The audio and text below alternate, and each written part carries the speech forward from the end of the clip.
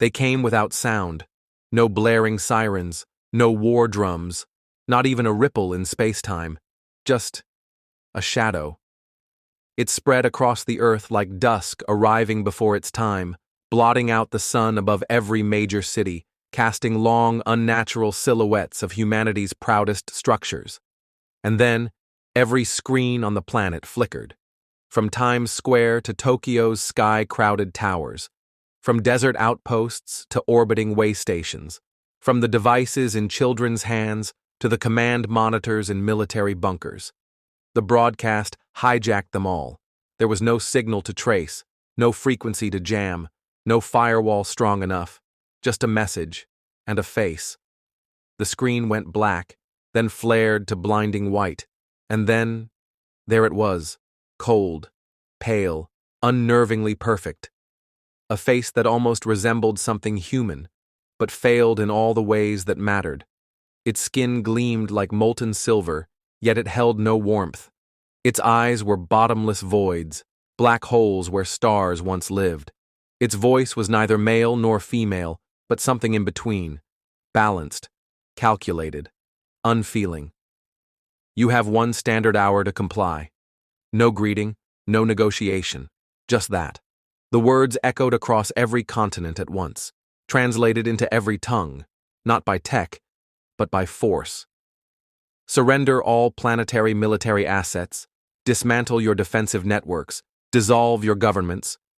You will kneel before the empire of Ithari. Resistance will result in planetary sterilization. A pause, as if it already knew the answer. This is not a threat, it is a certainty. Then the image faded, and what remained was a countdown, bold, red, relentless. 00:59:59, it ticked, and the world held its breath. Deep below the Swiss Alps, past layers of alloyed stone and hardened alloys, Earth's last united command stared at the timer. No one spoke. No one moved. The war room, usually filled with chatter, alarms, calculations, was silent. Commander Ava Rourke stood at the edge of the round table.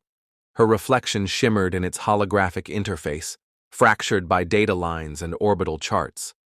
She didn't blink. 3 planets last month, she said quietly. Gone. Not bombed, not invaded, erased. She looked up at the others, leaders, scientists, tacticians, all hand-picked from the last remaining nations of Earth. They don't conquer, they don't negotiate, they remove obstacles. President Ji-Won Lee leaned forward, her eyes fixed on the tactical display above. How many ships? A voice answered from the corner. Lieutenant Kravitz, pale as paper. Confirmed count. 112 Dreadnought class, possibly more hidden behind lunar orbit. Weapon payloads? Unknown. But based on previous encounters, they'll use gravity rifts, Ava interrupted, jaw tight. Fold space around our population centers, turn oceans into steam, crush cities from the inside out. Another voice shaking. Can we stop them? No one replied. And then, someone did. From the shadows of the chamber, a voice graveled with age and iron. We can't stop them. Heads turned. There he was, General Marcus Devereaux, retired, scarred, half machine. He hadn't spoken in 5 years. Now he stepped forward, one hand bracing a cane made of carbon-forged steel, the other resting on the war table. But we can unleash something that might. Eyes widened, whispers spread. Dr. Alara Voss stood slowly, her voice cracking. No. Yes, Devereaux replied. It's time. Ava's voice was low, calculated, dangerous. You're talking about Project Umbra. Devereaux nodded. Number. I'm talking about what came after. He tapped a hidden console on the table, and one word appeared on the center screen. Baba Yaga.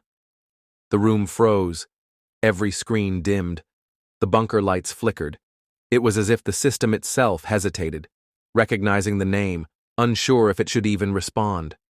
Dr. Voss stepped forward, furious. He was never meant to be used. He wasn't meant to be understood. Devereaux replied. He was meant to be feared. The others stared, confusion written across their faces. Ava crossed her arms. Tell them, she said. Tell them who he is. Devereaux looked at the screen, not with pride, but with the heavy burden of someone who'd helped build a monster. He was found in the void, beyond the Oort cloud, a derelict ship, no markings, no crew, just one life form in stasis. Part human, mostly not. He wasn't born, he was made. We tried to study him, control him. We failed. He slaughtered half the research station during containment phase, not out of rage, not even instinct, just testing his limits. And when we tried to kill him, Devereaux shook his head. We couldn't. Dr. Voss whispered, he doesn't follow orders. He doesn't care about sides. He's a weapon without allegiance. If you open that vault, he won't just go after them. He'll go through us if we stand in his way. Devereaux's voice turned cold. Then we don't stand in his way. Ava turned to the countdown. 0, 0, 54, 12. Less than an hour before the sky fell, she looked back at the table, at the leaders of Earth, at the last hope for survival. What's worse, losing the planet to them? She pointed upward. Or setting loose the one thing even they fear? No one answered, because they already knew. Do it, Ava said. And somewhere, in the frozen dark beneath Siberia, a vault began to hiss. The ice cracked. It had been untouched for decades, layer upon layer of permafrost and lead-sealed alloys designed not to keep people out, but to keep something in. Vault 7 was not on any map. It was buried so deep beneath the Earth's skin that even the Athari orbital scans wouldn't notice it, not without looking. And even then, they would be too late. The locks disengaged, one by one. Each click echoed like thunder in the hollow silence. The temperature dropped further, not from the cold outside, but from the thing sleeping within. Red lights strobed across blackened metal walls. Warning signals activated. Biosuppression fields failed. One final line blinked on every console. Greater than containment breach imminent. A team of 6 stood in the chamber, suited in adaptive armor, their faces drawn, their bodies stiff with dread. They weren't soldiers, they were shepherds. Shepherds for a god they didn't believe in, but feared all the same. Dr. Alara Voss, now wearing her old Black Ops clearance badge, placed her hand on the final biometric lock. If he remembers what we did to him. She didn't finish the sentence, because they all knew how it ended. The door opened. A hiss of steam, a blast of ancient air, thick, heavy, charged with static, and then nothing. Only a long corridor of obsidian metal wrapped in jagged veins of machinery not of this earth. The stasis pod sat at the end, upright, 12 feet tall, sealed in something older than steel and darker than midnight. Inside was him, Baba Yaga. He wasn't human, not anymore. 7 feet tall, musculature too perfect, too symmetrical, skin like blackened marble, etched with fractal scars that pulsed faintly with red light, like blood being remembered by the body itself. His face was hidden behind a cold iron mask, fused to the skull. No eyes, no mouth, just an expressionless plate of war-forged silence. But you could feel him watching, sleeping, waiting, listening, and then the power cut. Not a failure, a reaction. The lights died, the machines shut down, the countdown froze on the command network. Everything across the bunker stopped, except the pod. It opened on its own. Not by code, not by command, by will. He stepped forward. No sound, no breath, no heartbeat. But with every step he took, the world seemed to flinch. Dr. Voss whispered, barely able to speak. Subject, active. A soldier raised his weapon, just in case, and that's when Baba Yaga moved. Not fast, not rushed, just efficient. In the time it took the soldier to blink, Baba Yaga had crossed the space between them and gripped the weapon's barrel. not in anger, just curiosity. And then, he crushed it. Not like bending metal, like pulverizing bone. The soldier fell back. The others didn't move, because now, the room was his. Baba Yaga turned his head slowly, no expression, no emotion, but in the walls, in the machines, in the very floor, the power fled. Dr. Voss swallowed. You were built to end wars. Earth is under threat. We need you. Silence. They're worse than you. Still silence. And then, he spoke. His voice didn't echo. It vibrated, low, ancient, like something speaking through a broken cathedral bell. Who woke me? General Devereaux's voice crackled through the overhead comms. Humanity. What's left of it? Another pause. Baba Yaga turned toward the ceiling, as if peering through the concrete, through the sky, into orbit itself. And what remains to destroy? Devereaux answered. The empire of Aethari. Baba Yaga tilted his head. A memory returned. He'd met them before. Once. And they'd run. Grand Inquisitor Velos stood before the command screen. He watched the Earth, observed the chaos, listened to the transmissions from below. But then, something changed. A ripple in gravity. A fault line in space-time that wasn't natural. One of the navigators gasped. Sir, there's a localized gravity well forming beneath Siberia. Velos narrowed his eyes. Weapon fire? No, sir. It's organic. Explain. The screen lit up. One life form, one energy spike. Not nuclear, not elemental. Something else. Something classified. Velos' eyes widened. Number. It cannot be. He was contained. Destroyed. Sir? The technician asked. Velos turned slowly. Prepare all ships. Activate orbital displacement shields. Tell the fleet. The Butcher of Oryx has awakened. Baba Yaga emerged from the blast doors alone. No armor, no weapons. Just a dark cloak trailing behind him like smoke. As he stepped into the snowy wind, the sky above thundered. He looked up. They were watching. So was he. I remember you, he said softly, to no one, and everyone. His left hand opened. Black strands of energy coiled in his palm, writhing, shifting, alive, power not given, but earned through the genocide of forgotten worlds. A drop of blood from a machine god, a curse from a dying star, the wrath of 10,000 graves. You ended Earth's peace. Now I will end your empire. He vanished, not walked, not flew. He slipped through reality like it was paper, and the sky split open. Space tore like fabric. There was no flash, no beam, no elegant shimmer of teleportation, only a violent rupture. And from that wound in the void, he emerged. Baba Yaga, no suit, no oxygen, no propulsion. He floated, upright, arms relaxed, cloak flickering like smoke in a storm, staring at the Aethari fleet now aligned in low orbit. The first to spot him was Dreadnought Sovereign 3. Unknown life form detected, no heat signature, no vessel, just him. Inquisitor Velos stared at the hollow projection. The figure was still, unmoving, tiny, insignificant. Fire. They obeyed. From 3 dreadnoughts the sky erupted, kinetic lances, plasma scatter, antimatter payloads, enough to glass a continent. The barrage swallowed the silhouette completely, forming a blast radius that glowed like a second sun above Earth.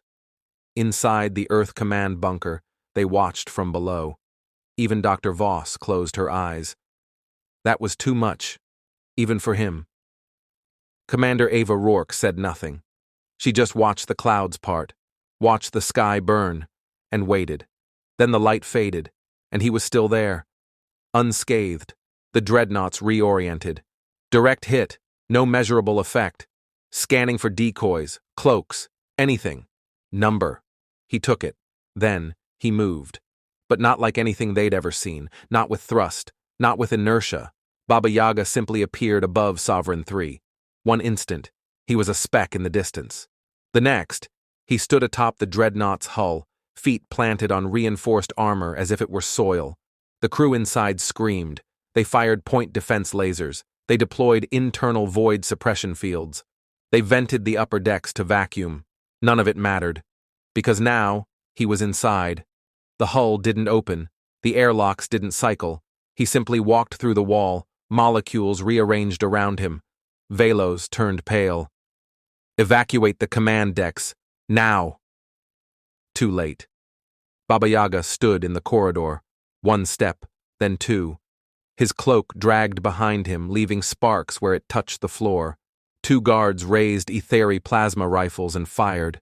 The bolts hit and fizzled out mid-air, disintegrating like snowflakes in a furnace.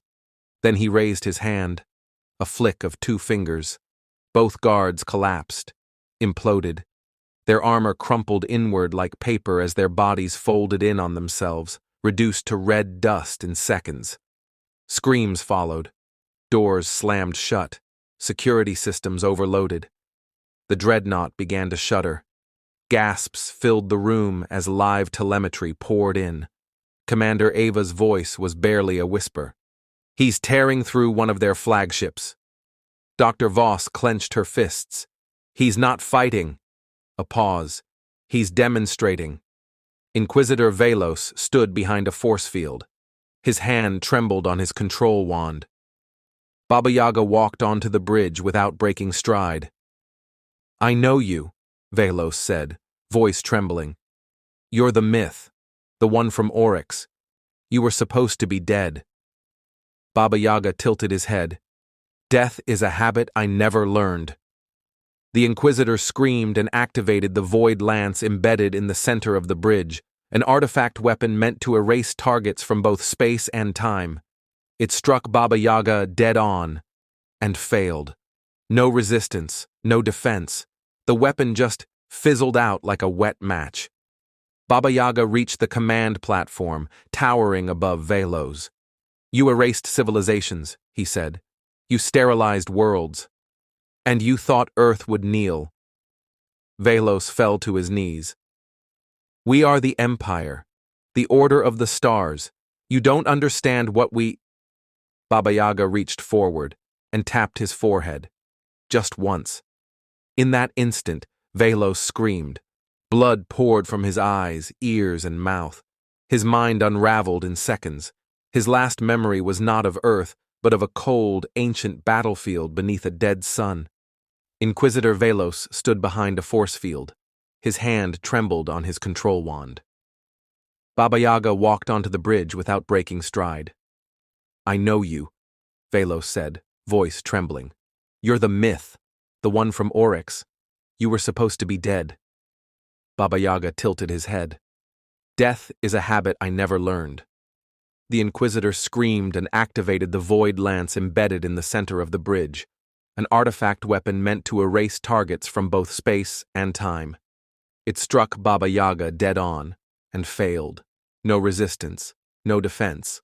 The weapon just fizzled out like a wet match. Baba Yaga reached the command platform, towering above Velos. You erased civilizations, he said. You sterilized worlds. And you thought Earth would kneel. Velos fell to his knees. We are the Empire, the Order of the Stars. You don't understand what we... Baba Yaga reached forward and tapped his forehead. Just once. In that instant, Velos screamed. Blood poured from his eyes, ears, and mouth. His mind unraveled in seconds. His last memory was not of Earth, but of a cold, ancient battlefield beneath a dead sun. And then he died, peacefully, because Baba Yaga allowed it. The Sovereign 3 exploded, not from detonation, from structural failure. Its mass simply began to fold inwards, warped by gravitational distortions that shouldn't exist outside of a black hole.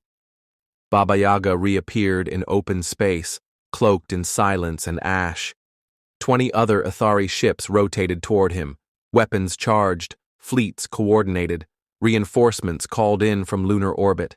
He stared at them, and then whispered, "Let's begin." Every screen now tracked his movements. One by one, Ithari ships blinked off sensors. Gone. No wreckage, no explosions, just erased. Commander Ava stood slowly. We didn't unleash him. We just pointed him in a direction. Dr. Voss turned to the room. He's not a weapon. He's a reckoning. And still, the timer ticked. But now, Earth was no longer the one counting down. The Empire was. Panic was not a concept the Ithari were trained to understand. They were a star-spanning empire. 10,000 systems, 1 billion ships, 1 trillion souls. But now, silence spread faster than orders. From Jupiter to Luna, signals went dark. Entire dreadnoughts stopped responding. Telemetry vanished. They hadn't been destroyed. They had been unmade. The fleet commander above Mars, High Strategos Lurex, gripped the edge of her command chair. What is he? No one answered. Because they were watching the feed from Earth orbit, watching the impossible unfold in real time. Ships ripped apart without fire, engines folded inside out, screams cut short mid-transmission, and in the center of it all, still floating in the void, Baba Yaga. Emperor Varan, last of the sovereign line, stood at the balcony of the eternal spire. He had ruled for 400 years. He had never known fear. Until now. I told them, he hissed, his voice laced with synthetic calm. He was to be buried, forever, not awakened, not remembered. His high vizier stepped forward. He was only one man. He was never a man, the emperor growled. He was the experiment gone too well. A projection bloomed in the air, Baba Yaga's last known position. Deploy the Starbreaker protocol, evacuate the core colonies, and send the Devourers. The vizier froze. Sire, the Devourers haven't been used since the Crimson Rebellions. They consume everything. So does he. The Devourers arrived. They weren't ships. They were horrors. Massive biomechanical engines of war, each the size of a city. Living, breathing, star-fed, fused with ancient black hole tech. No mind, no morality. They didn't attack. They consumed entire atmospheres, oceans, populations. Ithari weapons, yes, but built by older hands. And they came for Baba Yaga. He saw them first, not with eyes. He felt them arrive, each one like a scream in the fabric of reality. 4 of them surrounded him, coordinated, predatory, unstoppable. The first struck. A mouth the size of a mountain opened. Plasma tentacles lashed toward Baba Yaga, dragging entire satellites into their vortex. And yet, he raised only one hand. He clenched his fist. The space around the Devourer froze, not just in temperature, but in time.